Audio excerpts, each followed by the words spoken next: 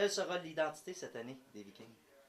Ben, on a voulu concentrer au niveau de notre sélection des joueurs sur des joueurs qui sont travaillants, déterminés, puis surtout des joueurs qui respectent les consignes des entraîneurs. Fait qu'on pense qu'on a réussi à regrouper là, ce style de joueur-là, ce type de joueur-là. Fait que par rapport à la sélection des joueurs, on est satisfait là, des joueurs qui sont dans la formation cette année. Et puis, on est au moment aujourd'hui de la prise de photo officielle de l'équipe. Ça représente quoi la prise de photo pour toi? Ben, la prise de photo, c'est de mettre dans le fond une empreinte sur l'équipe du début de saison. C'est pour ça qu'on prend une deuxième photo à la fin de l'année. Des fois, il peut y avoir des changements ou des joueurs qui sont rappelés au niveau du junior majeur durant les fêtes.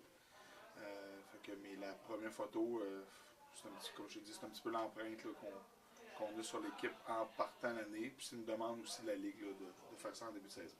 Et pour vous, de choisir les joueurs en début de saison, y avait-il des difficultés cette année? Y avait-il des joueurs qui n'étaient pas disponibles, qui ont justement resté en haut dans la grosse ligue? Non, on n'a pas vraiment de surprise cette année. On savait que Nicolas Meloche, là, qui était repêchant dans la première ronde par le Dracor de Bécomo, on était pas mal convaincus que c'est un joueur qui ne reviendrait pas avec nous. Mais pour les autres joueurs, là, je pense à Charles Roy, Guillaume Bergeron, Toby Paquette-Bisson, on avait bon espoir de les revoir cette année. Puis on avait la certitude que Philippe Chartier serait de retour comme joueur vétéran, étant pas drafté l'année passée.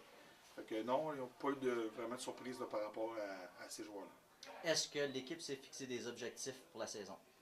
Cette année, on n'a pas fixé d'objectif de résultat. C'est sûr qu'on veut faire les séries. On sait que ce ne sera pas facile cette année parce qu'on n'a peut-être pas de punch offensif comme dans les années passées. Par contre, on a une équipe qui travaille très fort. On a un bon groupe de joueurs aussi. Là, la chimie d'équipe s'est installée très rapidement cette année.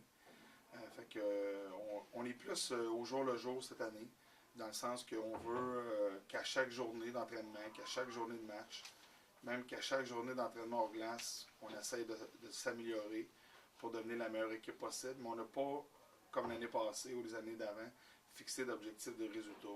On y va beaucoup plus au jour le jour. Puis, au niveau individuel, si on peut, vous avez eu dans le passé des Zachary Fucal, Jonathan Huberdeau, Charles Hudon. Est-ce que cette année, on a un joueur qu'on peut regarder et dire chez les Vikings, c'est lui qu'il faut regarder? C'est sûr que c'est tôt un petit peu là, pour parler de ce style de joueur-là. C'est sûr que Lucas Thierry, c'est un joueur de 15 ans. C'est un joueur qui a une bonne réputation dans le hockey mineur avec les Seigneurs de Mille-Îles. Présentement, là, il figure au premier rang de nos compteurs. Il figure dans les meilleurs pointeurs au niveau des joueurs de 15 ans. C'est quand même tôt pour dire que c'est un joueur qui va faire le même type de carrière que ces gars-là. Mais on peut voir que c'est un joueur qui a du talent.